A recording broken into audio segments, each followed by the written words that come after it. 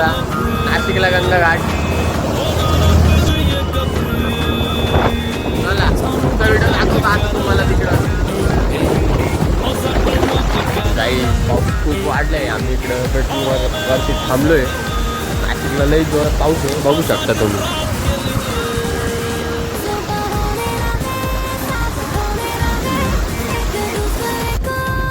काही पावसामुळे लई भिजलोय आता आम्ही. आता हळूहळू चाललोय, बघू शकता तुम्ही. लई पाऊस पडलाय इकडं. आता इकडच्या डीमार्ट जवळ आहे आता आम्ही. आता आम्ही आहे जत्रा हॉटेलमध्ये. आता निघालोय गेला. चला पुढचा ब्लॉग